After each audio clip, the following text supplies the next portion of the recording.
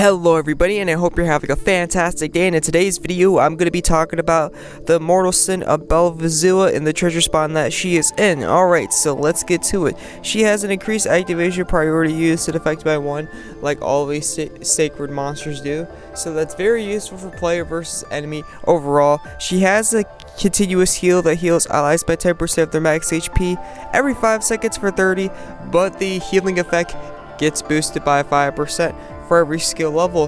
Pretty OP. It's a strong continuous heal if you can get it to level 5, because it pretty much heals 30% instead every 5 seconds for 30 seconds, and that's pretty dang strong. You're healing way over 100% health, and it's by time. It's not just one and done. So it's a very useful heal, because one and done heals are kind of garbage unless you're a cleric yourself and you're healing. To be fairly honest. Okay. It has a nullify Unison gauge reduction effect on allies for 60 seconds. There is little to no enemies or really opponents that this can be used on, because there's not a lot of actual ways you can actually reduce the usage gauge of anybody, to be fairly honest, in this game. So this ability can be used sometimes, but for the most part it can't really be used at all. Remove status alignments from all allies. Not a bad ability, but they have a lot better abilities, and it's right below it is one of the better abilities. Applies a continuous buff that removes status alignments from all allies every 10 seconds for 60 seconds. This is very good, and this is a very key ability if you don't have something like Frenzy or Hero. And even if you do, you know, there's no monsters in this game that can cast Frenzy on all allies yet, or cast Hero on all allies yet. So this is the next best thing you have to remove those status alignments for everybody in your squad, because it's really a pain to deal with them, to be fairly honest. They will come depending on what you're fighting. Status alignments can come like almost each and every other move, to be fairly honest. And it's nasty. Sometimes the enemies you fight are nasty, and this right here can save lives. Seriously. Nationwide may not be on your side, but this buff can be. Okay, moving on from there, it casts a continuous buff that fills the usage gauge of all allies by 5 every 10 seconds for 60 seconds. This right here is a crappy Unison buff ability. It takes too long. You literally get a gauge of 5 every 10 seconds for 60 seconds.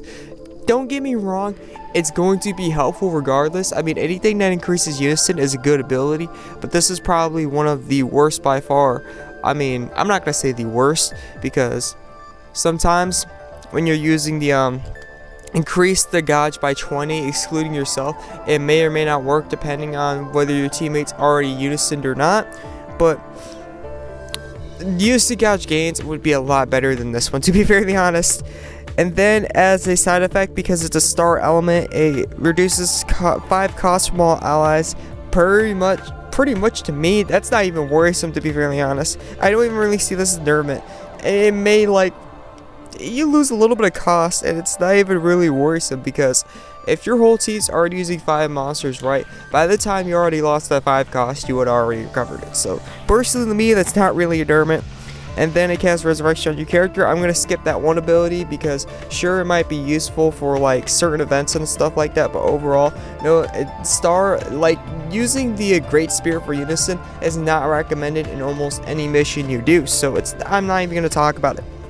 But yeah, overall, this monster is a great addition to Ranked Guild Raids. Ranked Guild Raids actually just came out, and I will release that video soon.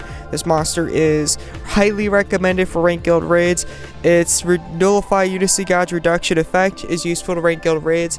When you're dealing with Ranked Guild Raids, they have a really high rate of attack pattern. They literally attack constantly, and usually when they attack, occasionally they might debuff us and buff themselves, but almost every 1 out of 3 of their attacks, or 1 out of 2 of their attacks, includes status alignments, and this monster removes them and then applies a continuous buff that removes status alignments for all allies by 10 seconds for 60 seconds. Really strong.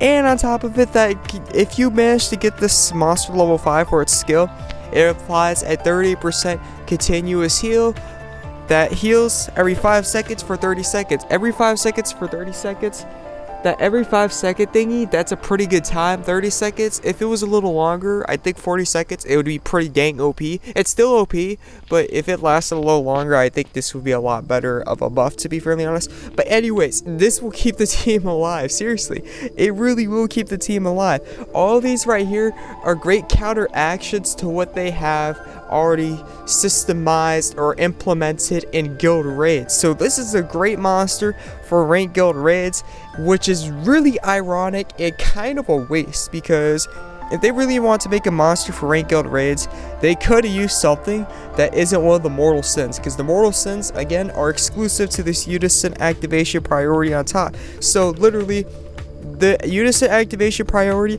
is, you can use it if your team knows how to coordinate. Like if you have Madia, right? Perhaps like you playing Coliseum or regular battles, you pop Madia and then you pop like Belvia, or you pop like 2 Madias. You can use this on top of that, because if you use those 3, if you use this monster and then like 2 Madias, you're set. You're not dying anytime soon. You're not dying. But like that's all based on the coordination, right? Somebody's going to have like Madias, to be fairly honest, for this to be useful in player versus player. This can be useful in player versus player, but alone it's almost completely useless. There are some circumstances they may be useful in player versus player, but for the most part, unless you're like teaming up like that, like you're doing like a 2 Madia and then this monster, it's not useful, because we all know Madia is a lifesaver, to be fairly honest. Madia gets the job done. Using 2 Madias, that's a lot of nullify and damage reduction, and you got yourself a 30% continuous heal that does it every 5 seconds. You got a status alignment removal on top of it. Your team's not dying, to be fairly honest. That's the only case I could really see this monster being good in player versus player, is a Madia combo or a Madia Belvia combo or something like that of the sort, to be fairly honest. Okay, moving on from there, let's talk about the treasure spawn next. The treasure spawn has the usual no rates for you to actually be able to obtain the monster throughout the treasure spawn, which I still find retarded to this day, but we gotta roll with it, to be fairly honest. 6 chests. Keep in mind that the summoning scrolls have low rates. Are they low to the point where they're non-existent? I wouldn't say that low, but they do have low rates. How low, to be fairly honest? Some, like, if I wouldn't say some people, there might be like, I'd say 10% of, if like 10% of everybody on Unison League went, not 10%, but everybody went to go spawn this on Unison League, I'd say around 5% would actually be able to obtain it. 5 to 10% would actually be able to obtain it in the first 15 gems, and then another 10% would be able to obtain it throughout doing this treasure spawn. If you were to go for jackpot like 4 times, I think, something like that. So they do have like rates in here for the summoning scroll, but for the most part, you're probably not going to get a summoning scroll, to be realistically honest. You're probably going to have to obtain it throughout getting 10k medals, and here they don't offer a lot of medals. I do like how they offer drops of Ether Awakening orbs. As you can see right here, number 2, they don't offer the pieces. They offer the straight up full freaking thing, so that's pretty dang cool. They offer cost 57 or higher SSR gear, so that's not bad as well. You're also getting something a little extra, but overall the medals are pretty dang crappy in the spawn, so it may take a while for you to actually be able to obtain the monster throughout the medals. And they do have a somewhat selection of what you can grab. Oh, and they have actually a wide selection of stuff you can grab in here, so that is pretty cool as well. Very awesome. Star stuff is great for player versus player. Opening skills, if you're doing Coliseum, which Coliseum just came out, or you're doing dual rooms, these opening skills restart pretty much each and every round. So these opening skills are highly recommended. They reflect damage and the continuous heal to use in Coliseum, to be fairly honest. This right here, these armors are good for gear score. The magic reflection and the physical reflection aren't recommended as skills. I recommend a reflection. If you could get Azure armor, the Azure armor has the best boost, stat boost, plus the best skill when it comes to that. So I recommend the Azure armor over that armor. And then the Star Crown has the magic damage downs and the physical damage downs. Again, I recommend Reflection. Reflection can be used. Reflection's just like damage down, except it's better because it reflects the damage back of the attacker. Now, of course, it's probably gonna have lower proc rate, and it might not reduce as much damage as a side effect. But again, when you're using the reflections, it's dealing the damage back. So if you're dealing with the Berserker and player versus player, perhaps using this would be a lot better than using something like damage down, because damage down is only protecting you. It's not protecting you and then like attacking back pretty much. And this can be very useful in Berserkers, because I used to have a clanmate called Kaz. She was the Berserker of our team. She did so much damage, like extremely like high amounts of damage, right? But when it came to reflections, she would always die. Like, she would complain straight up about the reflections. So these reflections can be helpful, but you want to use them in a correct way. I wouldn't say correct way, but a more sufficient way, because there's other skills you could use, and if you just stack a bunch of physical and magical, you're really missing out. Okay, moving on from there, we got the I can't say this name, I'm sorry.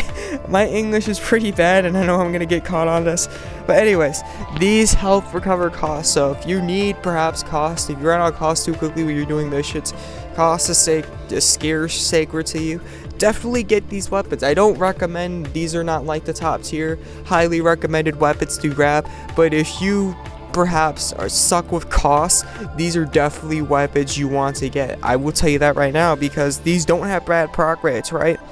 And on top of it, they do what a physical testament XL would do. So pretty much is a physical testament XL, plus it has the ability to recover 5 costs on top of what a physical testament XL will do. Will it stack with the physical testament XL? No, these are not physical testaments.